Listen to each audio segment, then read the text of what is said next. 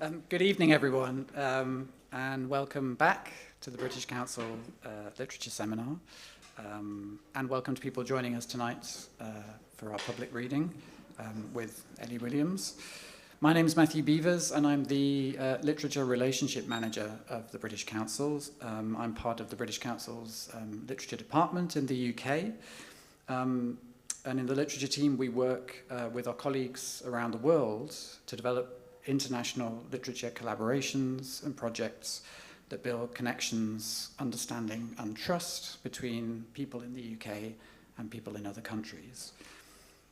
We work with fantastic writers, as well as literature organisations from the UK and around the world, to find new ways of connecting and seeing each other through words and stories.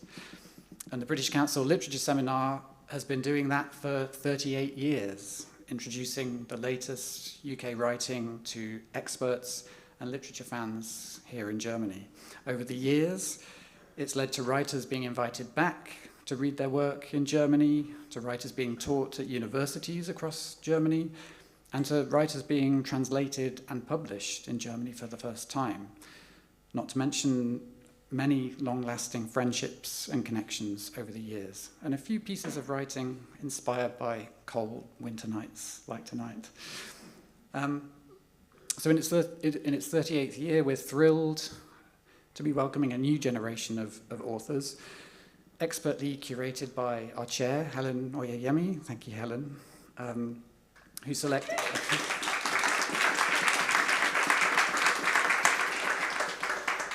And as you know, the writers were all selected as part of Granta's Best of Young British Novelists list that was published last year.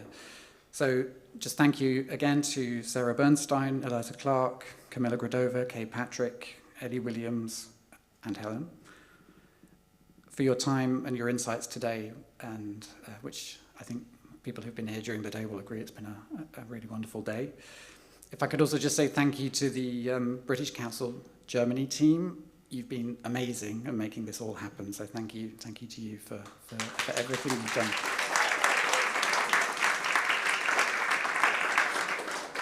So tonight, we're in for a real treat. We'll be hearing from Eley Williams, who'll be in conversation with Jonathan Garfinkel. I think Jonathan will introduce Eley, so I just wanted to briefly introduce Jonathan to you. From his bio. So Jonathan Garfinkel's writing has been translated into 12 languages. He's the author of the play The Trials of John Demjanjuk, a Holocaust cabaret, the memoir Ambivalence, Crossing the Israel-Palestine Divide, and the novel In a Land Without Dogs, the Cats Learn to Bark, in addition to several other books of poetry and plays. Born in Toronto, raised in Montreal, he lives in Berlin. Jonathan, over to you.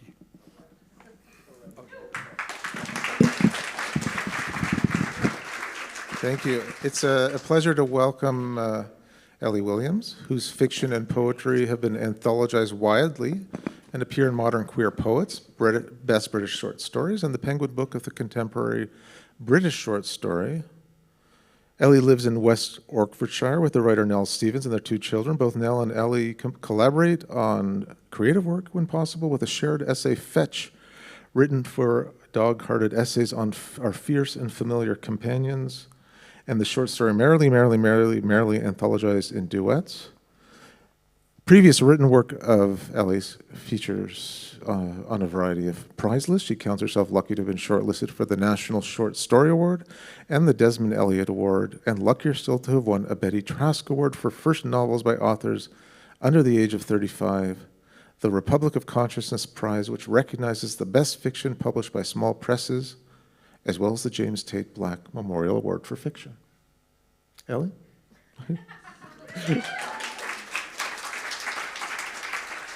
Yeah.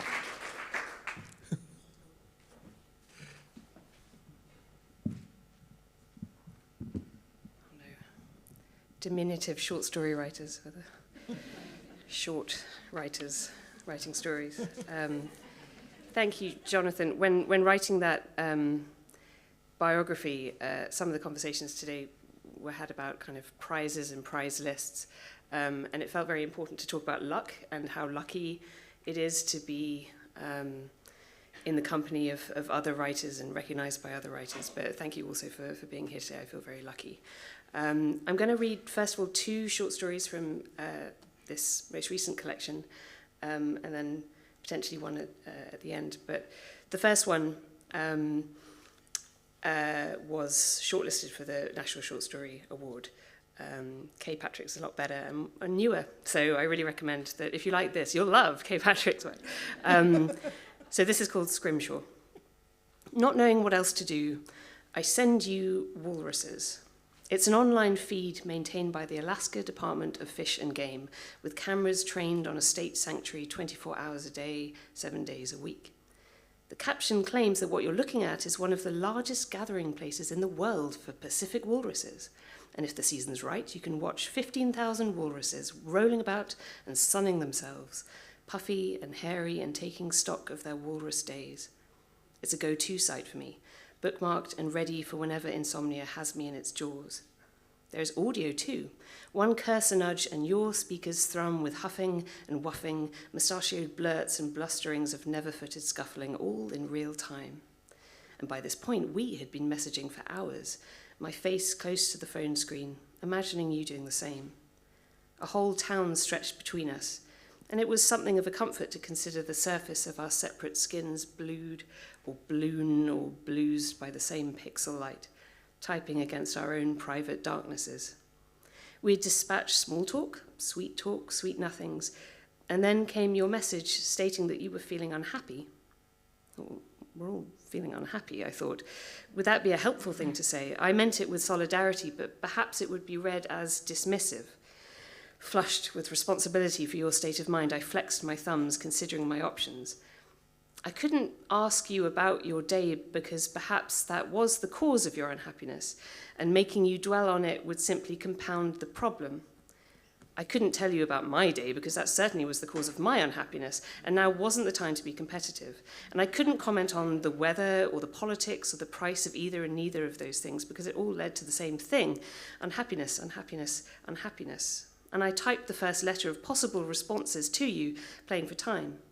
I thought about the corresponding 3 rippling dots on your phone screen and read your message again. The word unhappy implies something of a void, a state of not happiness, sure, but not necessarily anyone actively gasping in despair. I twitched my thumb away from our conversation to check an online thesaurus. Cheerlessness, desolation, despair, despondency, dolefulness, downheartedness, gloom, gloominess, glumness, malaise, wretchedness. I could ask you which one might be the most appropriate, listing them in alphabetical order so as not to imply my own personal hierarchy in terms of the terms. And I returned to your message none the wiser, but making sure I typed something in the field so that the 3 dots would show that I was keeping you company. You didn't know that I was stalling rather than composing. Those dots change in character depending on one's mood. The same ellipsis could just as easily signal a drum roll of anticipation, a trail of Hansel and Gretel breadcrumbs leading you on, or the side of a rolled dice when your guess is as good as mine. I dithered and felt the pressure of the dots out there, shifting, undulating, modulating the shade of the blue light on your face as you waited for a message to materialize. I drafted a breath and then deleted it.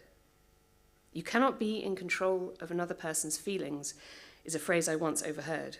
As I recall, I was on a bus, and a mother was saying it to her daughter, but I suppose it could just have easily been a therapist talking to her client on a trip. That's not a bad idea, all things considered. Bagsy a top-deck seat first thing in the morning, then spend the day travelling up and down the bus route, letting a series of your analysans unburden themselves one by one as you crisscross the city. It's cheaper than renting an office. Moquette seat covers right there as free Rorschach tests. All the alight, baggage, journey metaphors right there for the taking. And I saved this eavesdrop phrase to the notes app on my phone as soon as I heard it, and I emboldened the words just to make it stick. I don't want you to be unhappy. I don't want you to dwell on it. I don't want to dwell on the fact that I only want to dwell on you, undwell, anti-dwell, disdwell. I wanted you to think me breezy, authoritative, admirable, so maybe it would be best not to acknowledge what you had said at all and breezily, authoritatively, admirably redirect your direction. Diversion as care, because you cannot be in control of another person's feelings. and I copy-paste the link to the walrus live stream and send it your way. Walruses belong to that subset of animals that are twee but also somehow noble in their anatomical absurdity. They look like they were designed for the purposes of an Edward Lear poem. See also penguins, pelicans, flamingos, koalas. I could list those to you in alphabetical order to avoid implying a hierarchy of preference. Flamingos, koalas, pelicans, penguins, walruses. Walruses look frustrated and benign. And on some level, I must have thought that this might be an appropriate response to your unhappiness. I'm sorry for frustrations. You were right to tell me. I can be your technique for distraction. And you have not replied. And I draw my phone closer to my face and flick through to another app. And I read facts about walruses in case my link acted as an opener for further conversation between us. If so, I'll be ready. The family name for walruses is Odebnidae. Maybe that's one of the words that has the same shape as its meaning. Another one of those words is bed. You can see what I mean in lowercase, B-E-D. You can see the headboard and the footrest and a little plumping of duvet there, if you imagine it. And maybe llama is another one. The shape of the word looks like a llama sitting down, its legs tucked beneath its body. And just so Abebnii is a walrus lying, mermaid aslant on its side. And I consider typing all of this to you, but I want to make sure that you've responded to the link first. And maybe it will take a while for you to work out what I've sent you. Perhaps your connection is poor. I thumb through more facts. I can distract you, I draft. I delete. I want to drive you to distraction. I try typing. No. ... I love you, I draft in my text message, a word for each dot, drip, drip, water torturing your phone screen, and I delete that draft. And on idling instinct and left on red, I click the link that I sent to the walrus colony, to you, and the page begins to load. Refreshing stream, it reads. Soon, I think, a simplicity of walruses in a refreshing stream. And nobody seems to have a clear idea of the etymology of the word walrus, and I skip along already open tabs on my phone and read, a variety of walrus found in the North Pacific has sometimes received the distinct specific name abesis, and I roll in my bed and chew the cud of that fact. You cannot be in control of another person's feelings. And another site claims that a name given to the ivory of their tusks is the word morse. The page shows small objects, crucifixes, and jewelry made from sawn tusk bone. And I keep clicking these links, not taking anything in as I wait for a notification from you. Pages and pages all about walruses, cryptic and coded in their fat-headedness, morsey and Moorish. And my phone becomes a rogues gallery montage of silly walrus faces standing up on wealthy white stilts, reams of them, herds of them, infinite walrus. And I throw my phone across the bed and wait until the screen turns black, before I scoop it up again and cradle its re-brightened screen by my head. You have not replied. It has been minutes. Usually you are quicker than this, and my phone tells me it's 4:02 a.m., which doesn't look like the shape of anything. I check to see what's happening on the live feed of walruses, and I'm relieved to see that the page has finally loaded. I would not have wanted to send you a dead link, sent you down a dead end. The walruses on my screen are grey and pink. They look like they are brawling.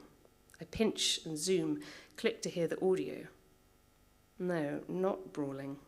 The walruses are roaring as they not brawl.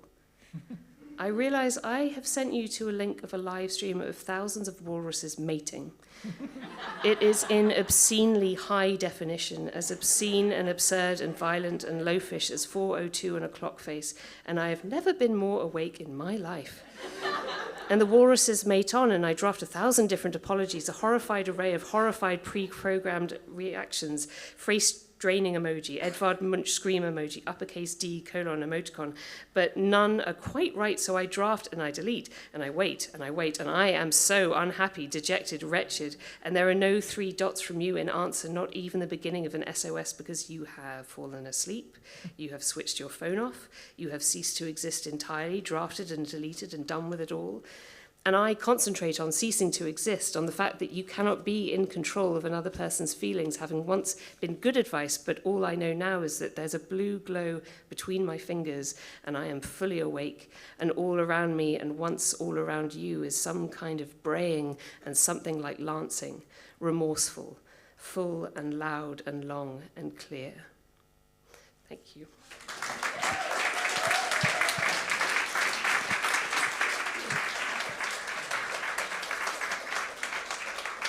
Thank you. And the second one, so the full title is Positive Feedback, a Game, and it does take the form of, with board games, when you get the instructions that you never read because you've played this game thousands of times with your family and you know you know how to play it.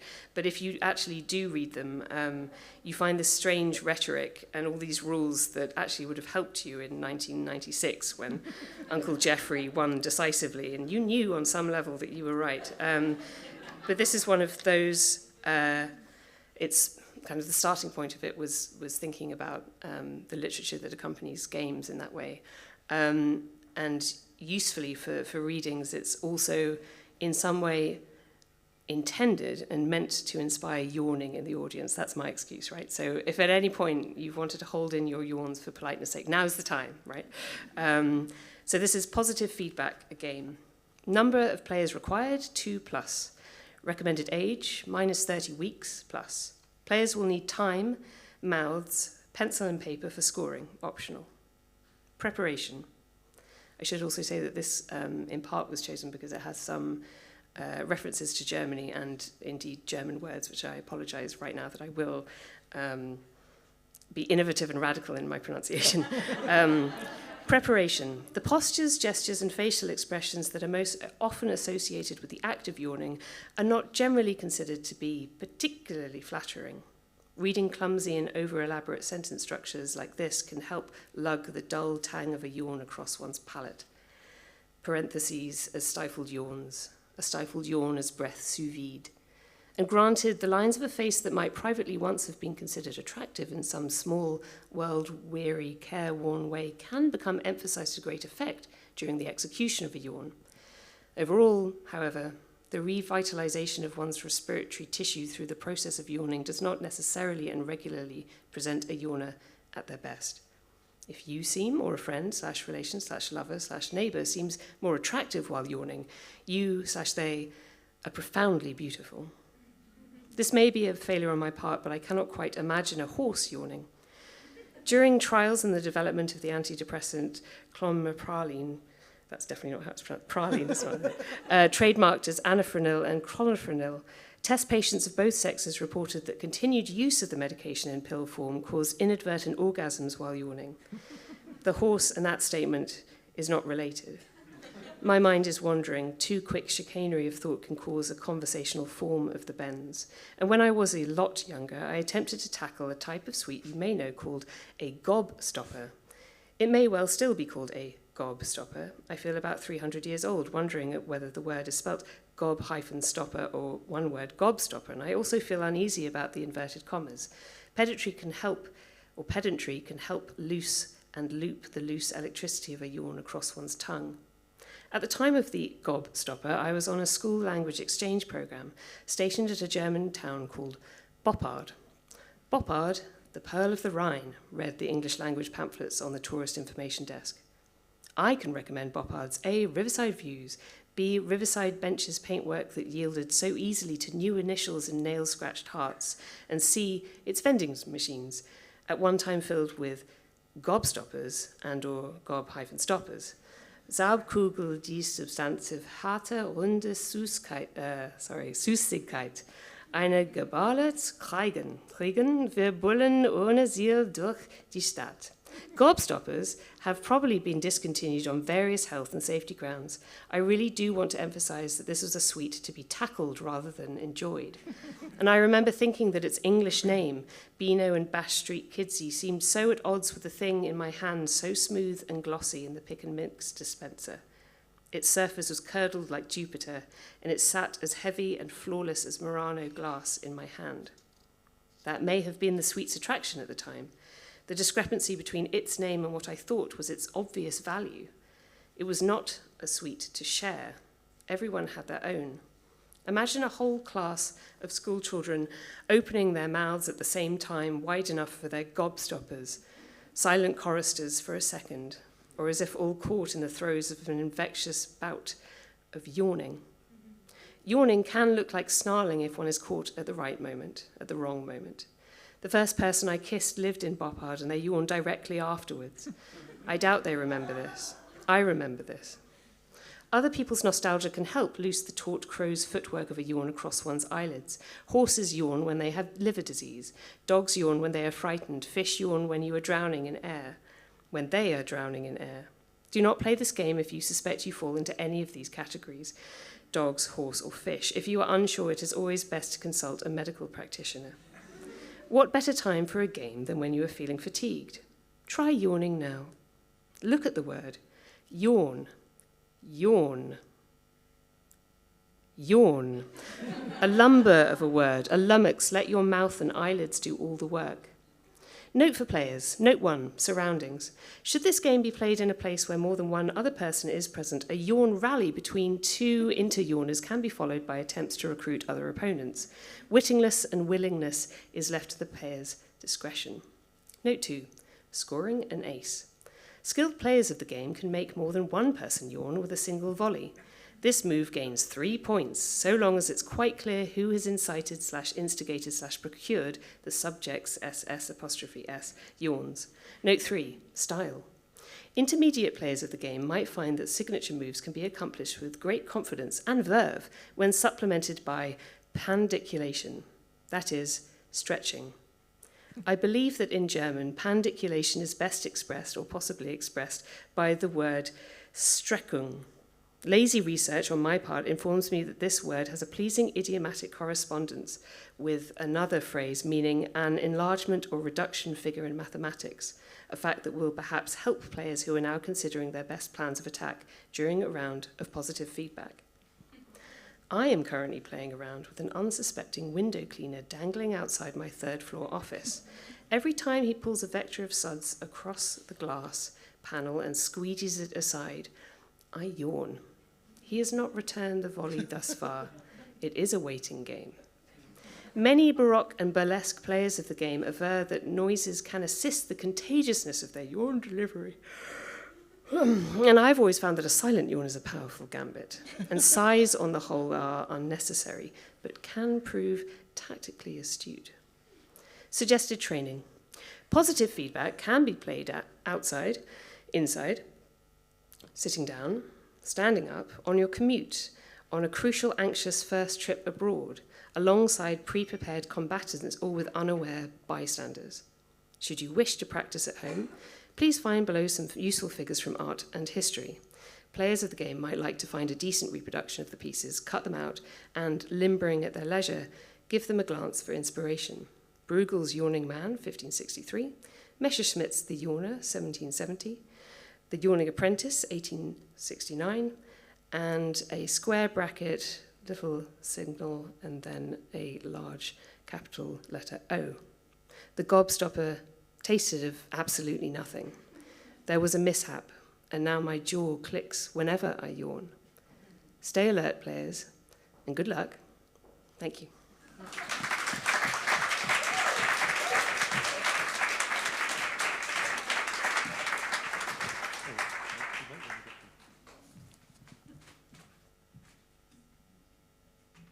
There we go.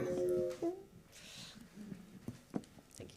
Thank you so much. That was so much fun to listen to out loud. I mean, your stories are so playful. I love the digressions. Your characters are all, you go into so many different worlds. I guess my first question is, do you have fun writing this? Because it's fun to read.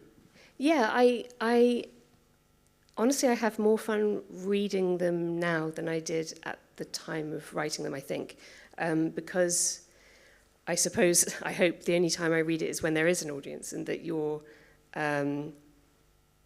having the expectation of some kind of feedback, whether that is yawning or kind of enjoyment or just ambivalence. That's a reaction in and of itself. While at the time of writing, for me, there's always this feeling of, but the idea is better than this, right? The idea I had for this short story in being committed to the page has already failed in some way. But I do suspect that that's a personality thing rather than a necessarily true of fiction. I am envious of writers who say that writing is fun or that the first draft is fun. I don't disbelieve them, but I'm full of envy of it. But within that, there's probably a kind of martyrdom, right, where you kind of ask the martyr, kind of like, are you enjoying this? Like, oh no, it's too toasty, look at me, remember me forever. So no, I enjoy the first note-taking that might then become a short story, but the writing of them I enjoy and relish, but I wouldn't say it's fun, no. With the yawning story, for example, what did you start with? Was it the idea of the board game rules? Was it the idea of, were you curious about yawning? I mean, what goes on in your head? I think it was the phrase positive feedback, this idea of, I'm sure we've all experienced it or observed it, that if someone yawns, you will find yourself yawning or someone else in the room is yawning. And I think I read an article about a claim was being made that was on some level a kind of evolutionary response to a primate being aware that the oxygen was being lowered in the room. Someone else has gulped in their oxygen. I better do it. Like, if we're going to have to gasp for air, I should pick up on that in some way. I suspect that's entirely spurious. But this idea that you might get caught in this feedback loop of people yawning, and that there's this strange intimacy there of, oh, you've clocked that I'm doing this with my body, so my body is going to respond in turn. But it's nothing like flirtation, it's nothing like conversation, it's the opposite of that. And there's a certain, embarrassment socially afforded there. Felt like a useful site for comedy or for narrative. And the idea of then applying this gamesmanship to it felt appropriate. Actually, there's one thing I want to ask was about the role of comedy in your writing, because it's very funny. Sometimes it's tragic humor. What does that do for you? How do you use humor? I mean, or what does it let you do, I guess, is what I want to know. I think it is another way by which I have found that intimacy can be achieved, that even a failed joke shows a vulnerability on the part of the joke teller, and that the humour that I find in the literature that I read or the media that I enjoy, it can be that I'm laughing because if you don't laugh at this, you are rocking back and crying about it.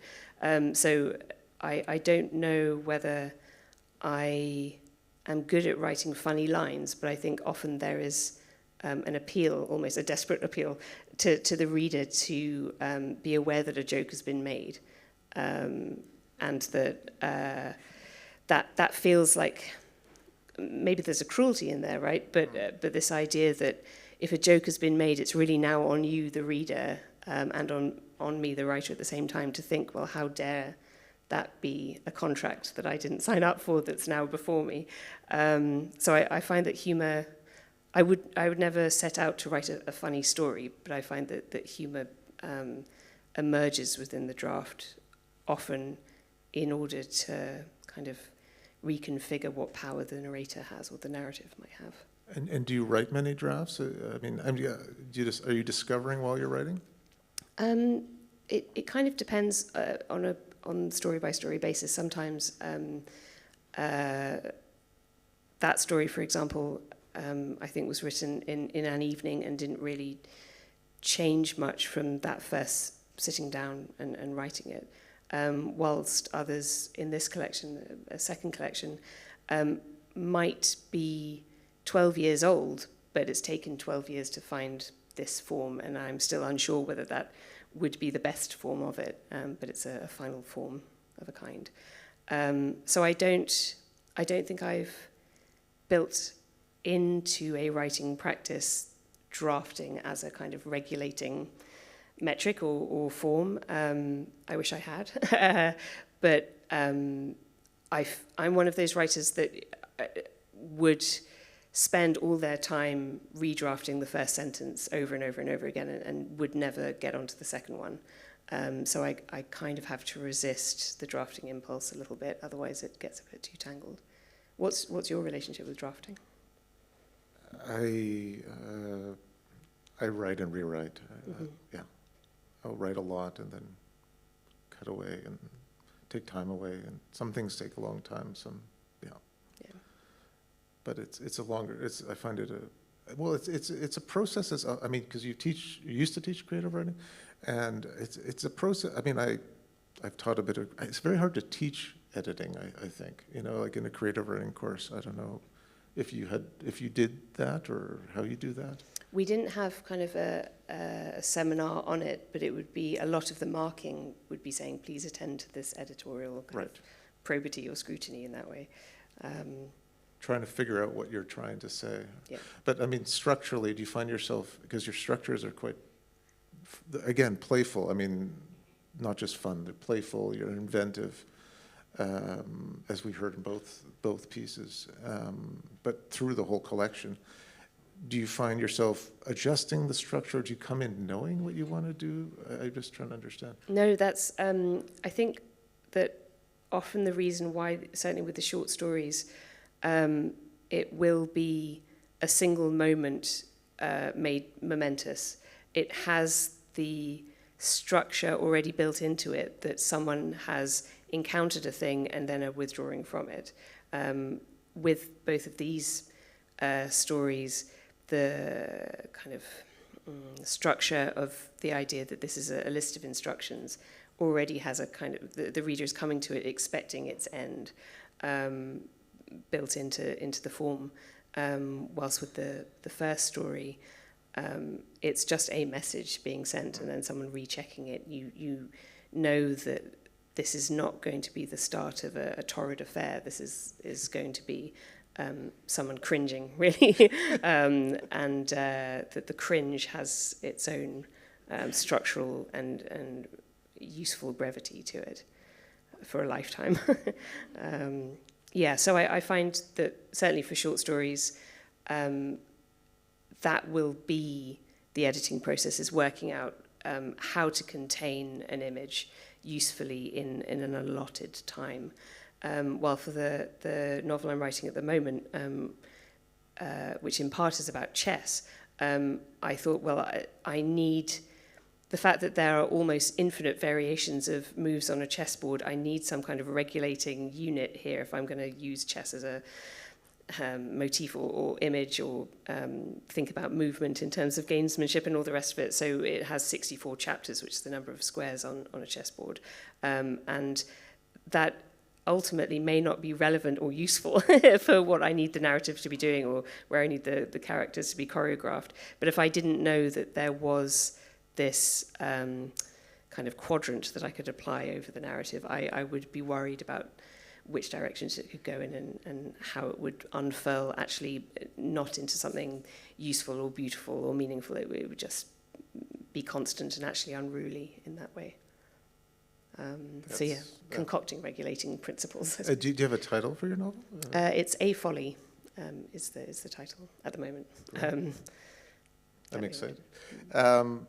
But actually, just going back to your short stories, I think the other thing I was struck by were the kinds of characters you bring in. First of all, a lot of them are told from the first person, if I'm not mistaken. But also the kinds of worlds you inhabit, you let yourself inhabit. I mean, in the story Rituals, Danny and Mark, I can't remember how old they are. Are they adolescents? Yeah. Adolescent boys, and so you really get into Danny's consciousness, and sort of, and then in another one, Squared Circle, you have Andrew Anvilface Larson and Danny Salamander, two aging wrestlers, and a very touching phone call. I mean, how do you get into those worlds? Or is it curiosity? do you wish you were a wrestler in the 90s? I mean, Why do you say wish? I was. No, it's funny you mentioned with those two, because it was only after writing them. And as you said it there, I was like, oh yeah, it's Danny and Daniel, like it's the same boy grown up.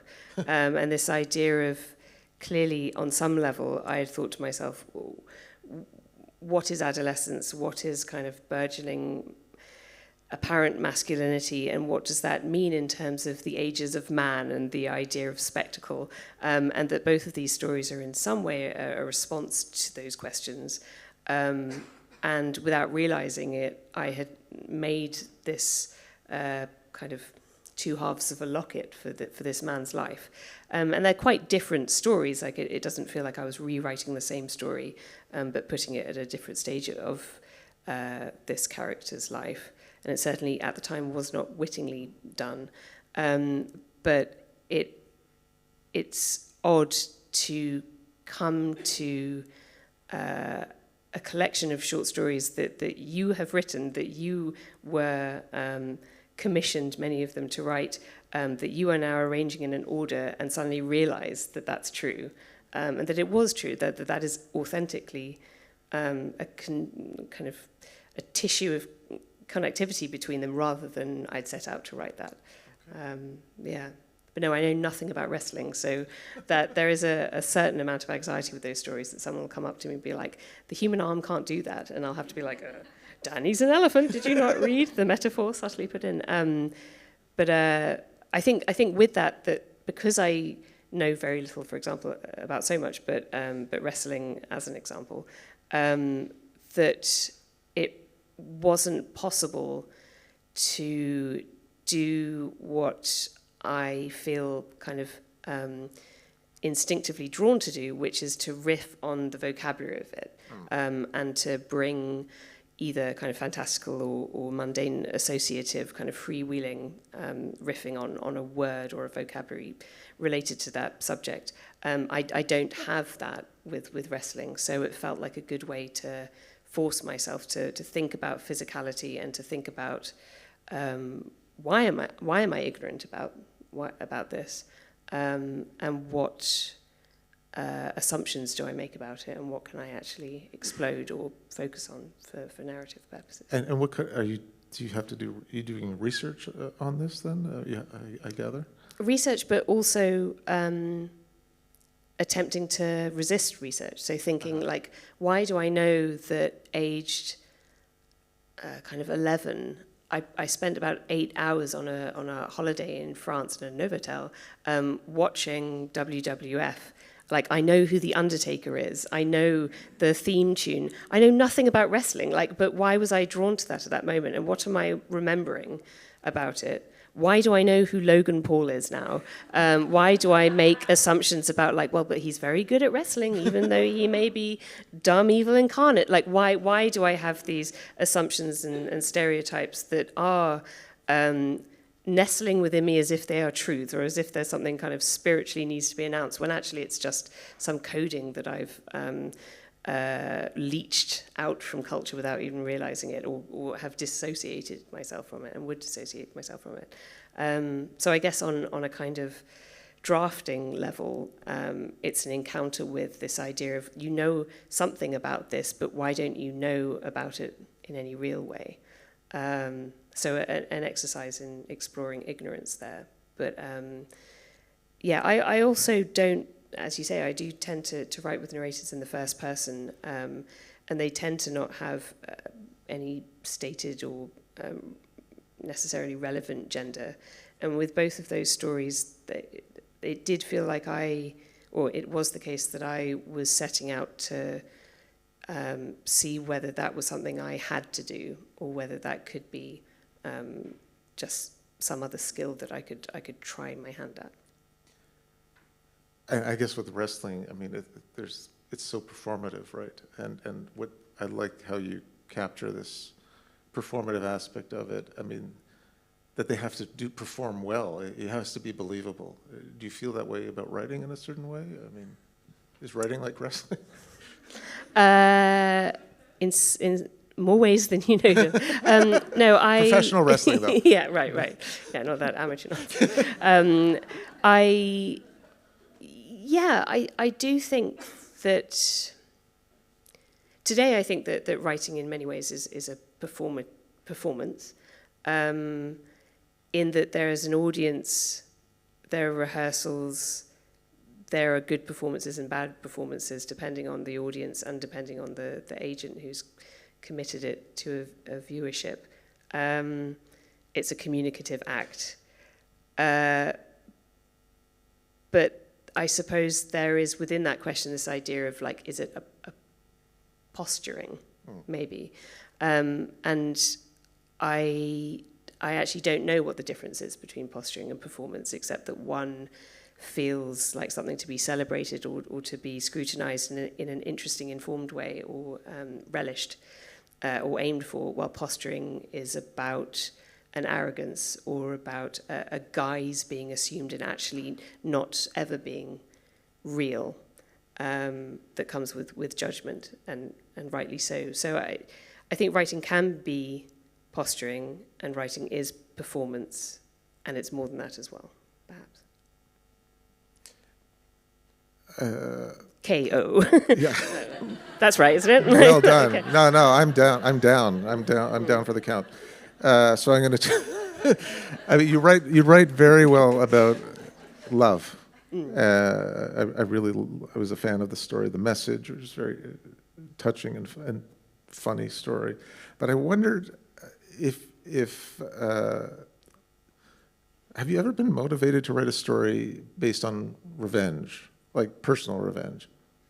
Are any of these stories? No, I don't think knowingly. You're not a vengeful person? That's what I was running through in my mind, that I feel like, no, I don't. I probably am not a vengeful person, but I'm not sure how much I decide to not be a vengeful person, and therefore I am a vengeful person, but also I'm a lazy one, or I'm I know the other person is better than I am, so I can't start that kind of Newton's cradle of vengeance, because I will lose. But I don't think I would ever write with that as the starting point, as being like, this is a score I have to settle. I was going to say someone in my life, my wife, that is not me conflating the word life. My wife often says, no, the writing she has done, like this was born of a grudge.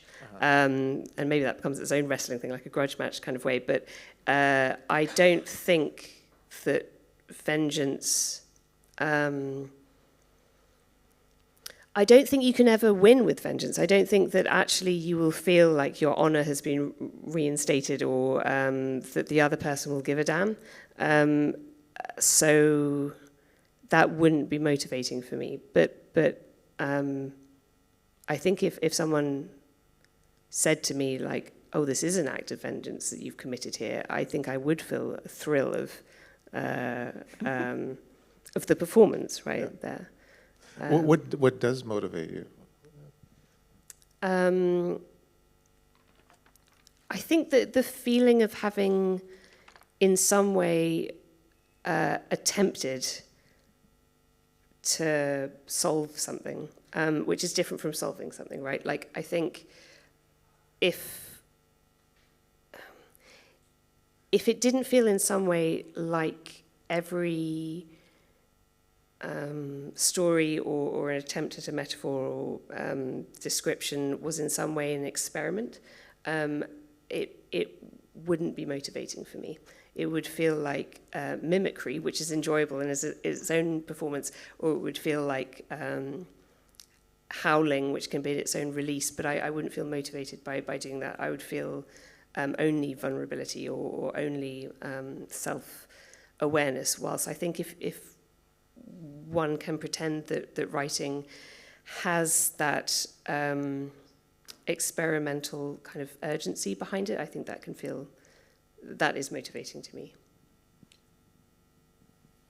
Talking about, I guess, the need for writing, the motivation for writing, I think of your story, Cuvier's Feather, which is about a courtroom, told from the perspective of a courtroom illustrator.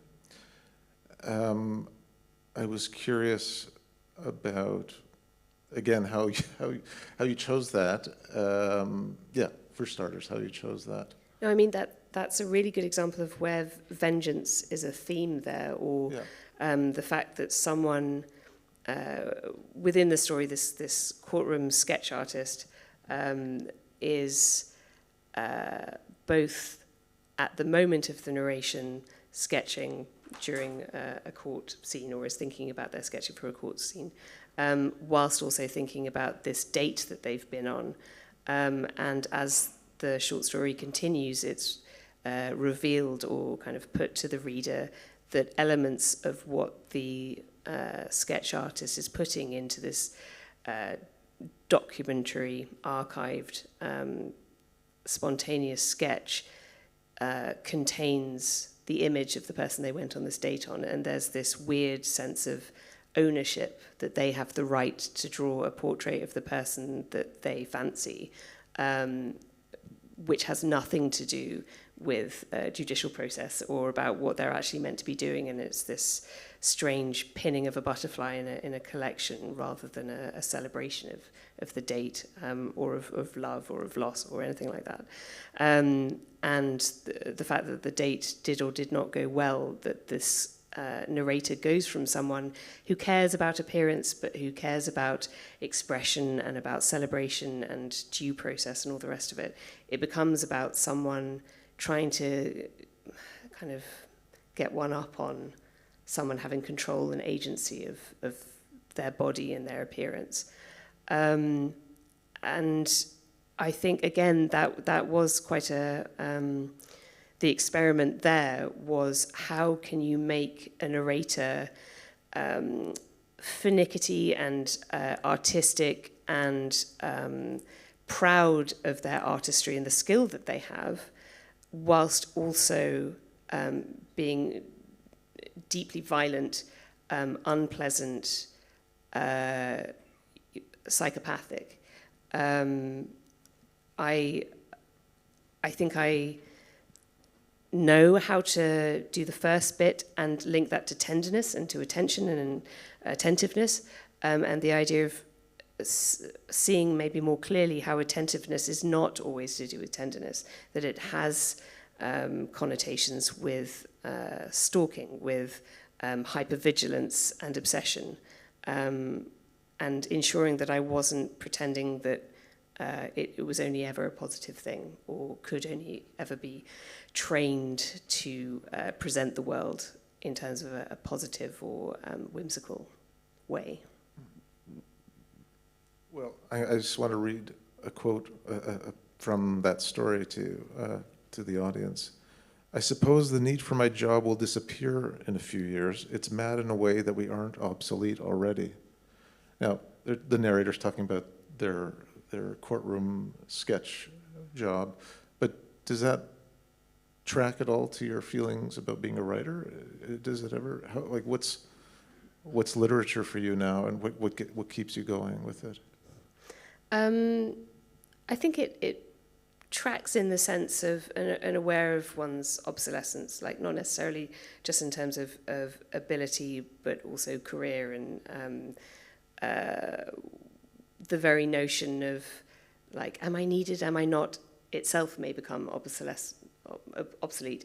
I think that is a kind of attendant existential crisis that we should consider, and whether or not in considering it we say, like, I am not obsolete, or I could be, can either be motivating or draining, depending on anything. But in terms of literature and thinking about it in the context of the conversations that we've been having today as the part of the seminar and the workshops, the role of literature and the production of literature, whether or not that's connected to publication or a publishing industry, I think we need to tell stories, and I think that will exist whether or not we're just yawning at one another over a kind of precipice, or whether we're trying to reinvent the haiku. Like, I think that will never be obsolete, But I think the kind of cultural agent or the funded individual who is given the time and attention to write, I think that should have obsolescence built into how we attend to it as a role. I think everyone should feel very nervous. I think I don't like that fact, and I don't find it motivating, but I think to live is to have built-in obsolescence. Would you like to read us one more story? Yeah, no, yeah, having said I'm obsolete, but I'll hold your attention. Thank you. No, yeah, this final story really in a way is because during the workshop element, I believe his name's Stuart, there he is, you mentioned about Keats, and it made me think about one of the stories that I think in a way someone mentioned about the Eliza Clark universe. If there is a universe for the characters that I write, maybe this narrator occupies the same universe as the Walrus story narrator. And maybe similar to the positive feedback yawning game, this takes the form as a short story of a collection of notes. And it's titled What, in brackets, Not, brackets, to do with your hands when you are nervous. Note 1. Let's say I'm currently on the Hammersmith and City line and on my way to the British Library. My head is claggy with admin, studies, nonsense, news. It is just after the morning rush hour and the carriage is not too busy. I don't have a seat, and I am standing with my arm raised to keep me steady against the sway of the tube. In this pose, I need to tilt my head a little to read the hands on my watch. I have enough room to sway, so I list a little, holding on to the yellow plastic, white clean overhead strap. My nails are clean, they're short. And I'm meant to be thinking about Keats, or rather thinking about an essay about Keats, a clean, short poet, probably. I've written down somewhere on a bit of scrap paper that he was just over 5 feet tall. In 1819, while dying of self-diagnosed tuberculosis, Keats attempted a comic poem, The Jealousies. Who cares? Not me. And not necessarily Keats. He broke off from writing Cupid, I do thee defy, and composed an untitled 8-line fragment in the blank space on the manuscript page. Titled posthumously This Living Hand, that poem presents the macabre image of a hand both inanimate and animate, alive and dead, seeking out the reader for an exchange of blood. Maybe you could recite it to the bump and grunt of the Hammersmith and City rolling stock. And I imagine everyone in the carriage reciting snatches of their favourite poetry along with the rhythm of the carriages, a metre counted out with dactyls or spondy rattling metal as we glide trundle along the gauges of track. Note 2. I'm running late for a job interview, currently sitting on a tube beneath the London Bridge station. I note that everyone in the carriage is more attractive than me, and that's fine. It's not fine that I noticed. Keats trained as a physician at Guy's Hospital, not far from here, and as the carriage idles between stations, I imagine student Keats sitting in some cold, round, doer dissection lecture theatre. And I wonder whether he ever stole looks at his fellow students from beneath his fringe or made angry little doodles on his notes. And as you know, in his poem Hyperion, Keats describes the figure Saturn sitting aghast in the thrall of his thwarted ambition. To quote, upon the sodden ground, his old right hand lay nerveless, listless, dead, unsceptered. There is a weird amputation of the Titan character here, whereby the hand is viewed as an exhibit, isolated from the body to which it is presumably attached. Whereby, honestly. I'm so on edge about this interview that I'm relying on words like whereby to get me through the day and to make me seem like I am worth a damn. And at home on an open tab on my browser, it leads to an article titled, What in brackets, not to do, brackets, with your hands when you are nervous. And as a trainee physician, Keats's hand would have been trained, capable, and ambitious, earnest, but perhaps overly so, grasping. And the academic Donald Goldnicht claims that Keats's reason for abandoning a career in surgery might be ascribed to a fear of misdirecting the instrument of the trade in his hands. To quote, "My last operation," Keats informed a friend in a letter, "was the opening of a man's temporal artery. I did it with the utmost nicety, but reflecting on what had passed through my mind at the time, my dexterity seemed a miracle, and I never took up the lancet again." Unquote. "I will not touch my mouth or hair. These are apparently sure signs I am a liar. I always touch my mouth and hair. I am a liar. My nails are still short, clean. I'm thinking about my interview prep and the poem Hyperion and Keats and all the hot people on the tube, but I'm also thinking about a joke we used to tell in school.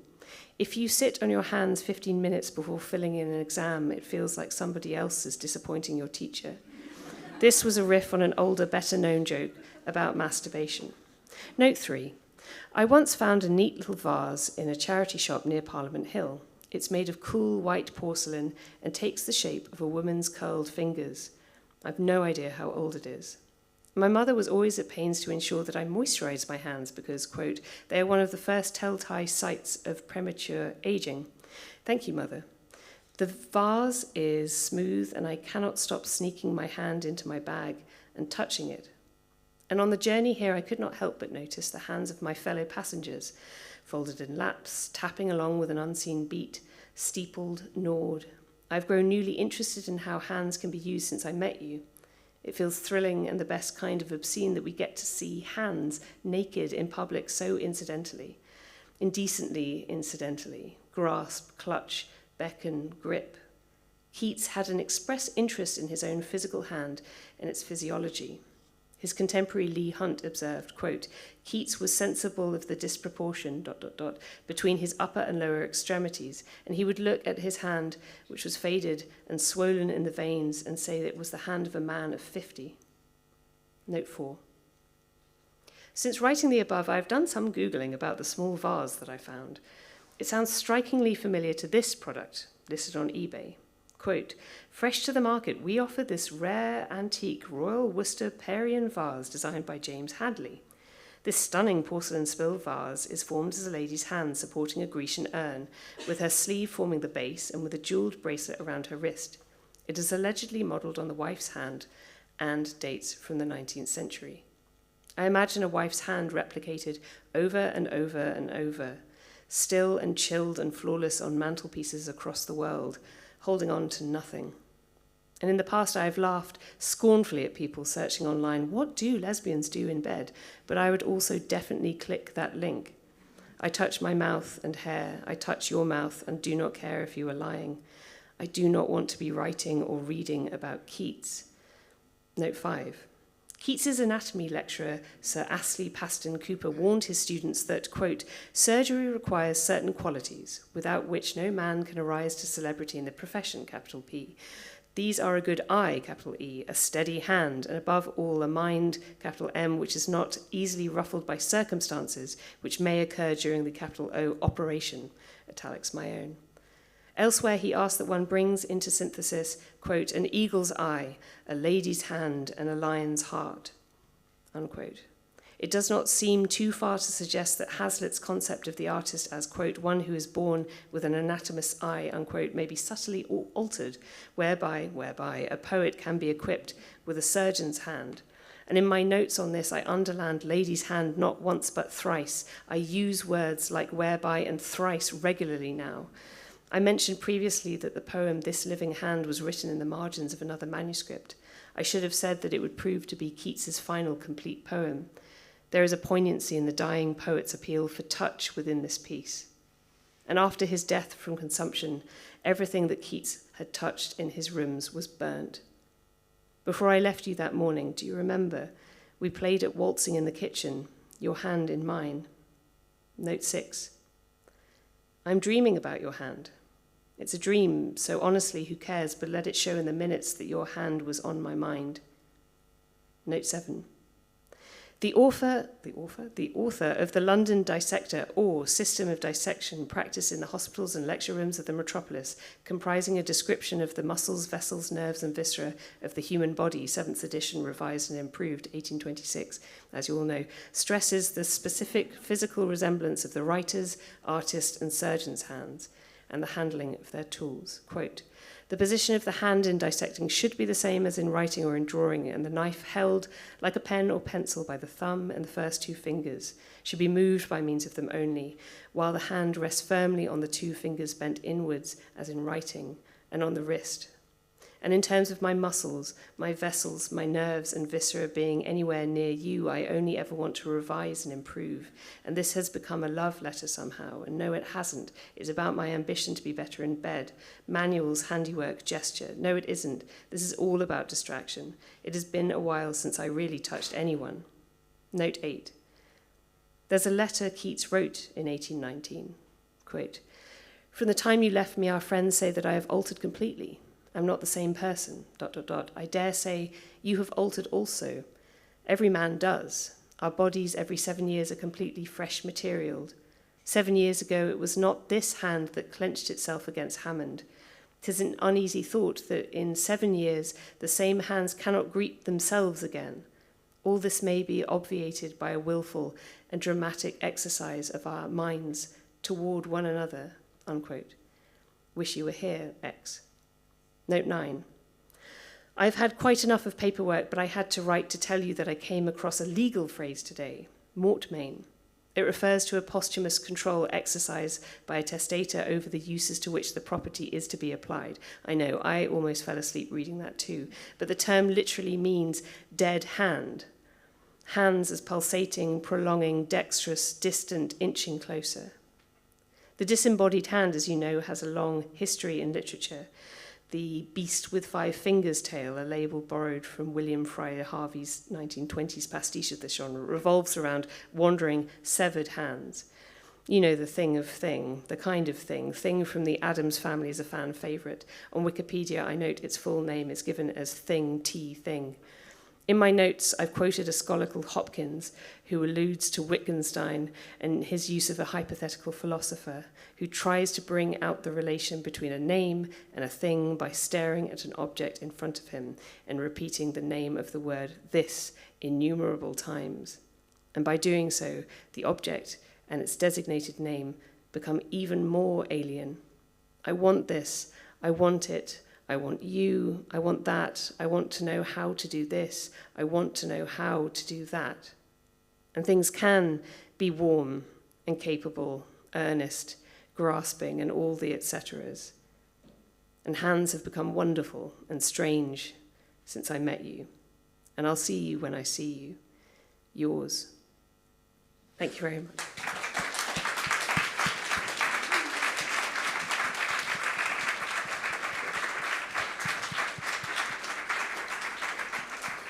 Thank you so much. We have some minutes left to open it up to some questions. So please. Hello. You said before when you were talking about sort of not enjoying when you're actually drafting the stories. Do you make yourself laugh? Because I think that you're very funny.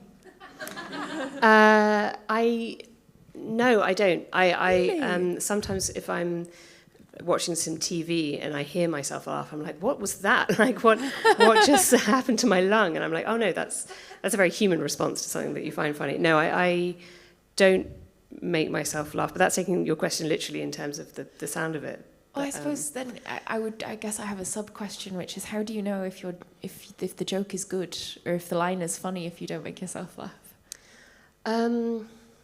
I guess because maybe this relates back to the idea of the performance, that if you see a comic who is dying on stage, who is really not delivering the lines well, you're still aware that he's the comic, and that there's something appealing about the fact that if the person's not laughing, the response that they're having is like, oh, Jesus Christ, this is awful. There's still a tension there, right? So even if the joke isn't a good one, the attempt at the joke is the performance, I think. And honestly, I don't know that with jokes and with humor is that one day it might be very, very funny, and the next day all you remember is that it was funny, and therefore it's the most tragic thing in the world because you can't, for any reason, work out why on earth that would have been funny in the first place. So I don't know that I would trust the instinct that said, like, oh, you've written a banger here in that way. Yeah. But how do you see humour as operating your work as a kind of... Unfortunately, Ellie, I do laugh at my own jokes. No, good. And they're always funny to me. That's because you write good jokes, Eliza. I think that's maybe what I'm trying to say. Well, I think you write good jokes. I was curious because it's like, I suppose, as someone who also writes a funny little short story every now and again, I do make myself laugh. And I was wondering, how do you gauge if you're not making yourself laugh? And I was just very curious about it. Sorry for hijacking that a little bit.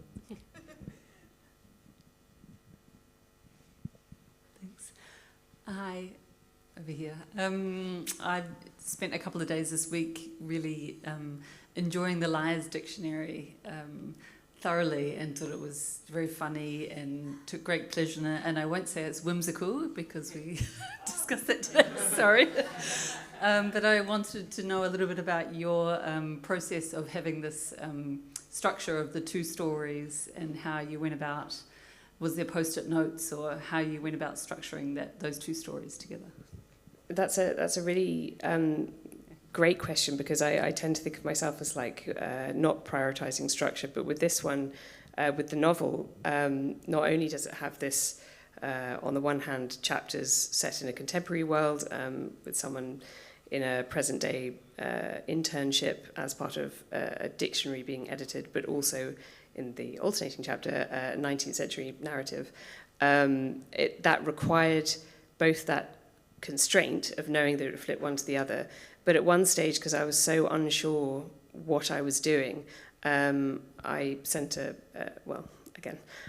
am that wife guy. My wife sent a picture to my agent and editor of me just staring at, I'd taken the novel in what was then its current draft form and cut it all up and said, I can make this into a dictionary. It'll all be told through dictionary definitions. That would be perfect. And not seeing that, well, yes, that would be a constraint that might be generative and might be relevant, but it would also be goddamn awful and like unable to read it.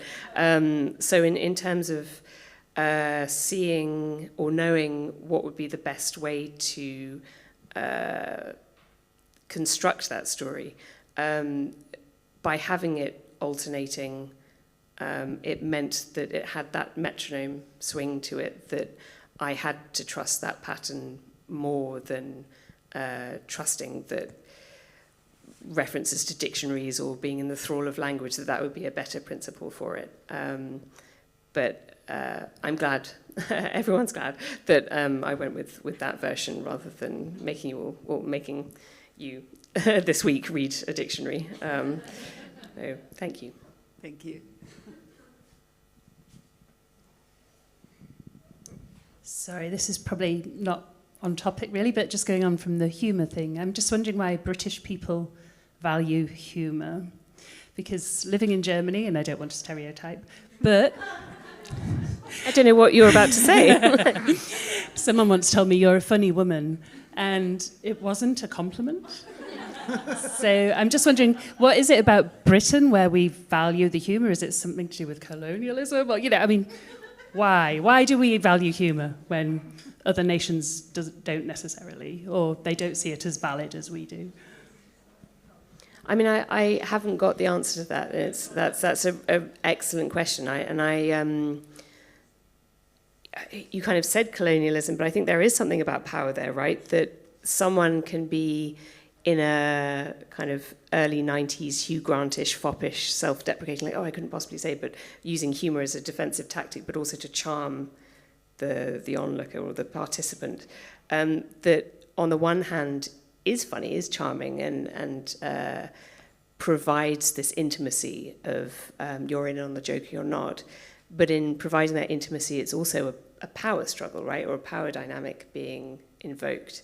And if you don't get the joke, the idea of having to repeat it or to restate it so the other person can share in the humour isn't part of that power dynamic. That would be seen as trying to dethrone the king, who's trying to make someone laugh.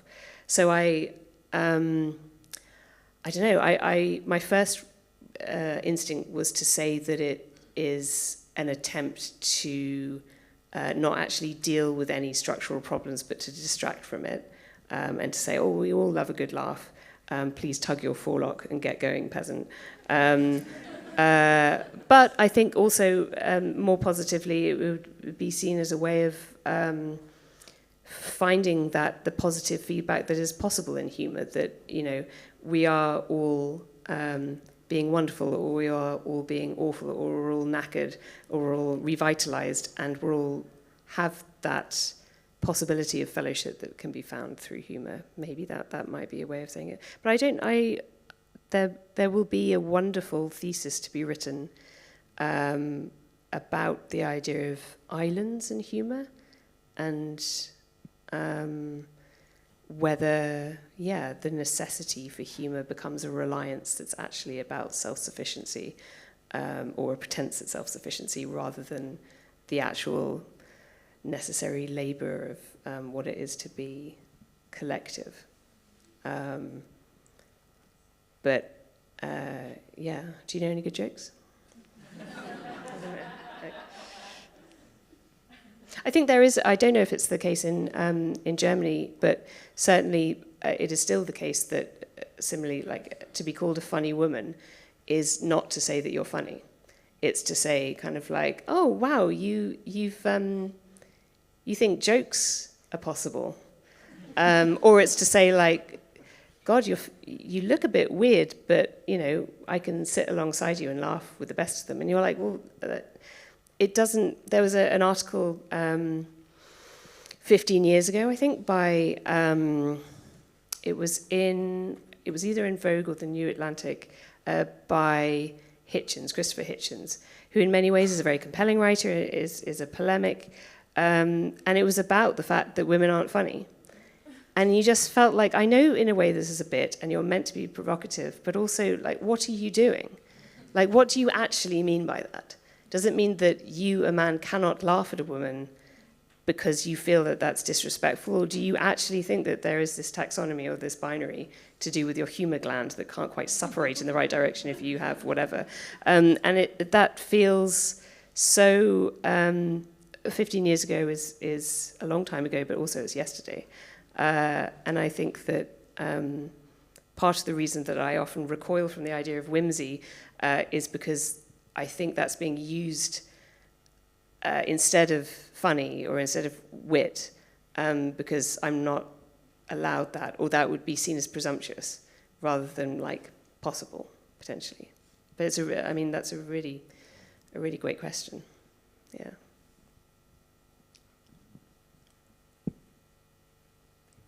Hi.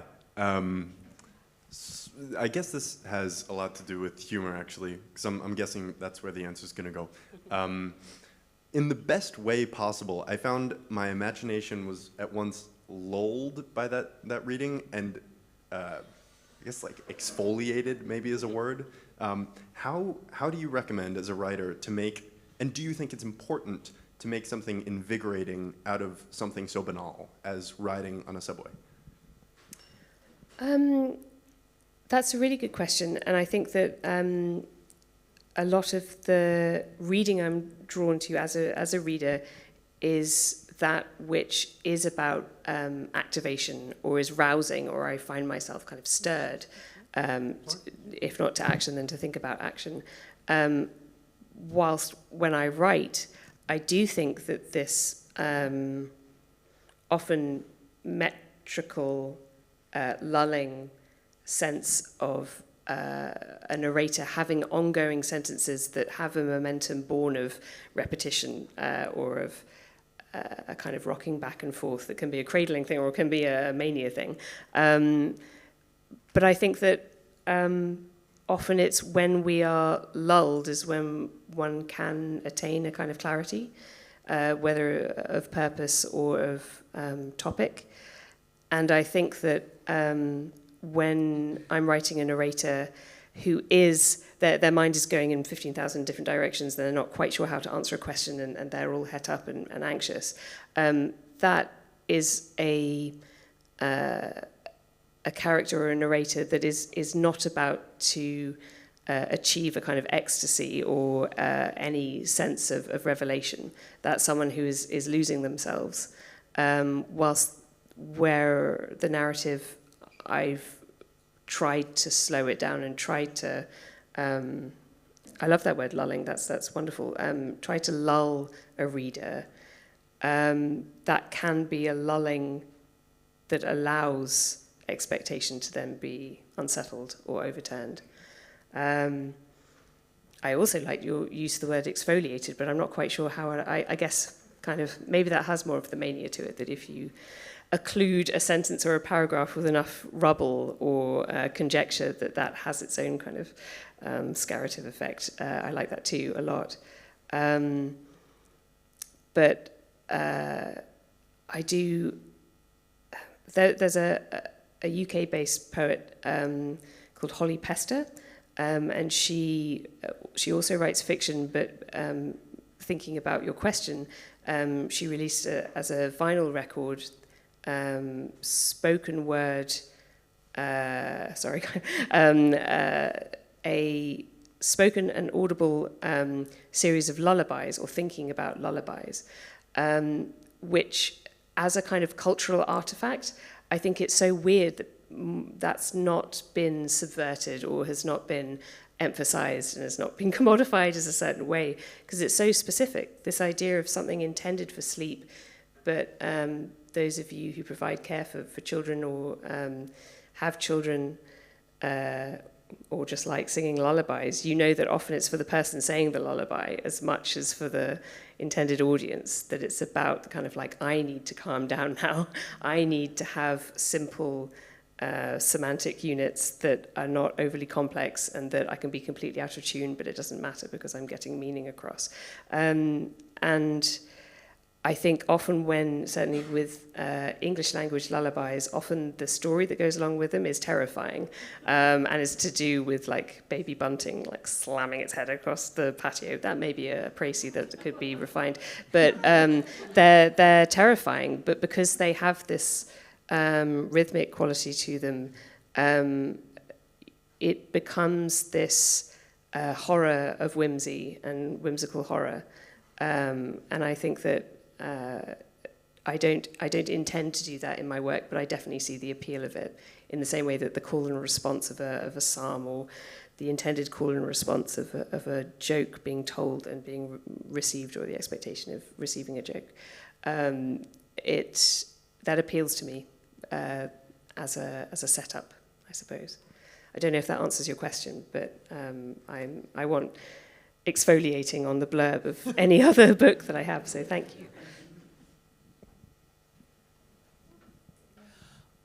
The way that you use time in your work is really fascinating. Like, even just in a few moments, we go from the people in this carriage are really hot to Keats's last lines, and so much is packed into a moment.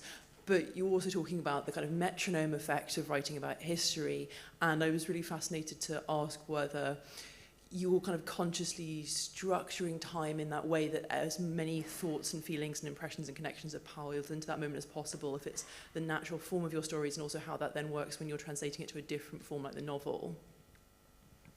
Maybe this links back to the constraint or structural question as well, but I think that I often, and not therefore, but I find my narrators somehow often are taken aback by the fact that time has passed, and that whatever action or resolution or decision that they make is often born out of not having enough time suddenly, as if they didn't have any control there. And I do think that, it was mentioned today actually as part of the workshop, there's an amazing novel by Nicholson Baker, called The Mezzanine, where the plot of it is a man is travelling on an escalator. And this is a full novel. And the fact that the time it takes to go down an escalator really has nothing to do with the kind of operatic, extraordinary hero's journey that we go on in that story. And yet, because the reader becomes aware that this is going to be the limiting factor here, he's going to have to get off this escalator. And to me, that feels time limited rather than event limited. It adds this tension immediately to the work. Is he going to get off? Is this going to end with the interminable. He's not going to be able to leave the moment. And I think especially with short stories, William Trevor had a phrase that has gone on to become the title of an anthology of Irish short stories or Irish writing called The Art of the Glimpse. And I find that a very useful motto or guiding principle for writing short stories, that a glimpse has to be a sudden thing, a brief thing. And yet, if one recalls a glimpse or misunderstands a glimpse or in some way has to do a double take, that no longer has anything to do with time. It has to do about repercussions. It has to do about posture and performance. It's flirtatious, but also it's something half seen and uncanny in that way. So I often don't write with an awareness of how much time must pass during this short story for my characters, in part because I think I am more interested in the instant and whether that can be replicated. Is it possible to experiment with replicating that on the page in a way, or is it possible to say that there is no such thing as an instant, and that actually text wouldn't be the best way to attempt a replication or recreation of that, if that makes sense. Yeah, no, it's all good. We have one more question, but I would like to ask you to have a short answer To be because instant. we have to leave this place. Yeah. Hi, I was just wondering, constraints. When noticing how you were this wonderful kind of thesaurus metaphor, if you like, have you experienced it? You actually start a story, and when you're writing it, the process of writing actually takes over, and you end up with a very different, you've actually gone on a journey, and you end up with a very different story than you started. Definitely, and working out in the midst and the throes of that, or in the kind of boring admin of that, like, is this indulgence? Have I forgotten what it is to write about a thing rather than writing about a thing? That becomes part of the editing process of saying, like, is this you narrating what it is to attempt writing, or is it you actually confronting and writing and committing to paper in an expressive act? But definitely, I recognise that, certainly. Thank you. Thank you.